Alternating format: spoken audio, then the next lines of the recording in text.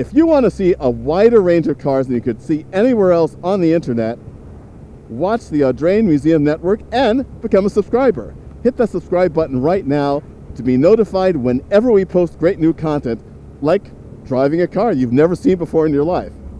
Join us. Thanks.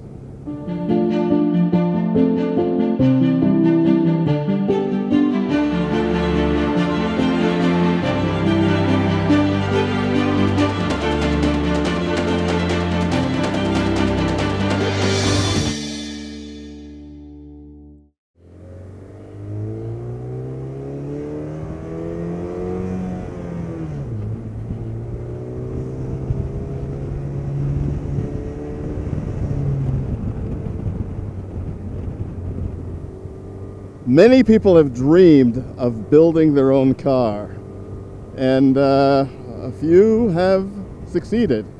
You think of Enzo Ferrari, Ferdinand Porsche, Horacio Pagani, Henry Ford. And to that list must be added the name of Paul Kalinian. The vehicle I'm driving right now is called Lulu. And Paul Kalinian designed and built Lulu all by himself. It wasn't without inspiration. Paul is a self-described tinkerer and self-trained engineer. His father was an inventor, the holder of many patents, and the name Lulu comes from his dad because when his dad was working on something that didn't quite work, he would say, "Oh, well, that's another Lulu." And Paul wanted to honor his father because, as he describes it himself, this car, his first, Lulu, not to be confused with his second car, Lu 2, contained lots of mistakes. And because he didn't know what he was doing, he said he didn't know that he shouldn't try something. And I think that's one of the things that really endears me to this project and this car, is the fact that it reminds me so much of the world of the automotive pioneer between the turn of the 20th century and World War I, when lots of gentlemen in their laboratories, garages, and sheds were confronted with problems and thought of ways to solve it, because no one had ever said, well, you can't do it that way, or that's not the way it's done, or that'll never work. Who cares? It doesn't matter. And what's really remarkable is the fact that Paul built this within the space of months, not years. He said it took him about 7 months to build, and he did it all himself. He's a terrific draftsman and very, very, very good at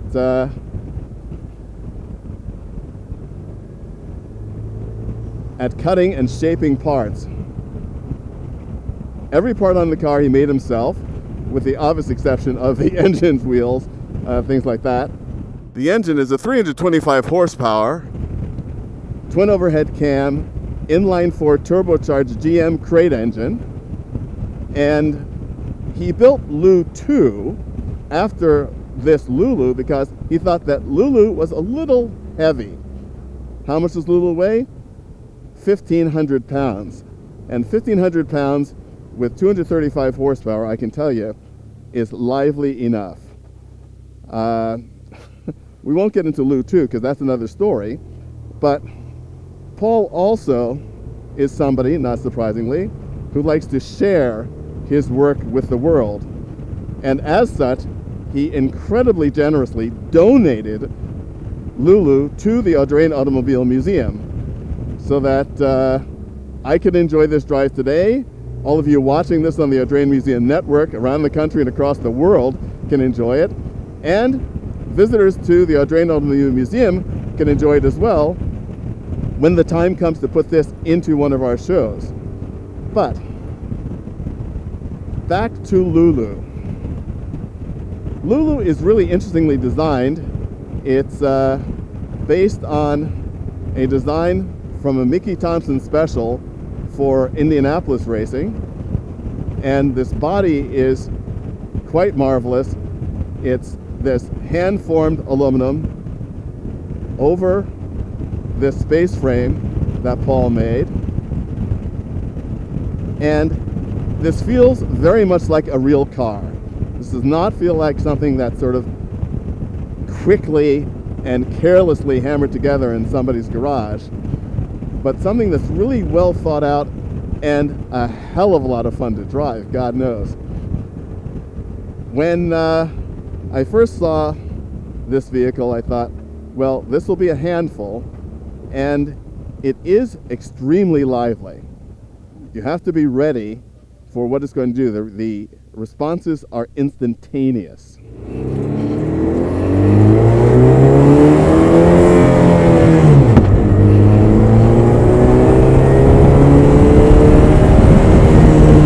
It's also quite entertaining to see, or to hear rather, the turbo wastegate pop off, which again you're not generally treated to in a passenger car because it's all hidden inside the engine compartment and far away from you as the driver. Of course, this engine is normally designed for a front engine, front wheel drive application. Paul has moved it back to become a rear mid-engine configuration, which obviously helps with the balance of the car very well. It's also a very wide car. It reminds me a lot of some of the Lotuses, where you get a certain stability because of the width of the chassis platform, which is very reassuring. There's not a lot of room inside, and thank God it's got a very small racing wheel so that my legs actually fit.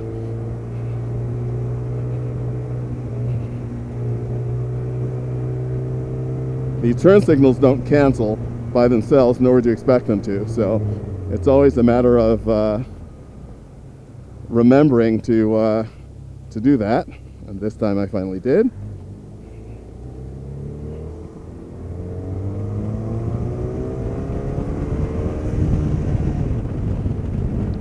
This has got power to spare, and I'm using only a fraction of it because it's very cold, and the tires are from 2021 after all, so we must be respectful.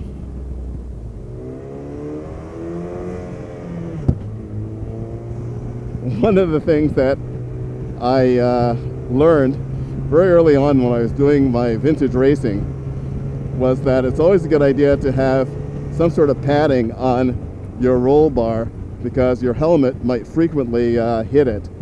And so that's something that I could certainly use if I was going to drive Lulu with a helmet on a regular basis. The idea of building a car that's your vision and realizing it and being able to drive it on the street, and this is completely street legal,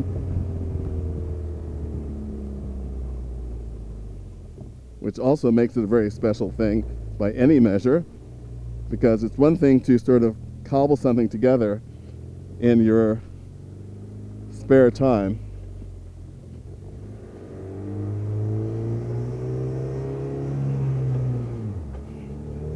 And to build a car that actually works on the street is something completely amazing.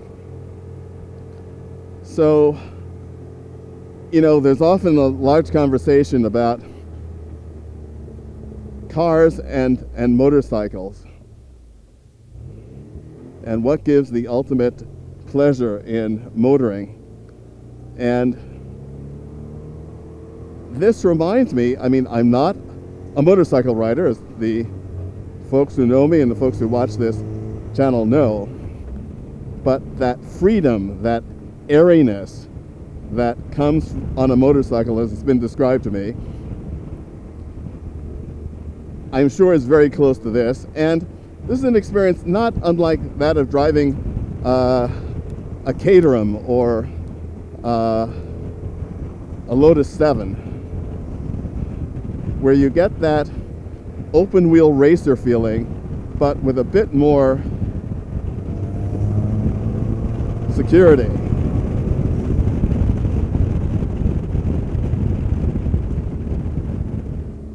This is a scream. It's an absolute scream. Another thing which also, of course, has to be considered is the fact that the seat is very narrow, as you might expect in a car of this size, but also the pedals are not really designed for somebody like me who's got a size 12 foot. So I've got to be mindful all the time of where my feet are, even when I'm wearing these racing shoes, because all sorts of things could actually happen if I'm not very mindful.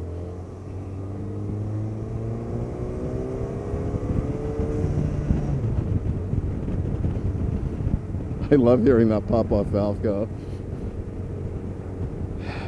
And this reminds me a lot of the experience of that the Brits have in motoring, especially in the wintertime, because there is no seasonality in the UK.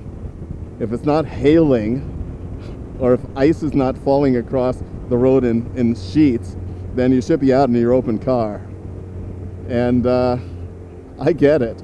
I really do get it. This is, by all stretches of the imagination, a very mild winter day here in Rhode Island. So with the temperature in the 40s, and I'm fairly bundled up, and I'm really glad to be wearing this helmet because it does help to keep my ears nice and toasty. So it's both practical from a safety point of view as well from comfort. And so we like when safety and comfort come together.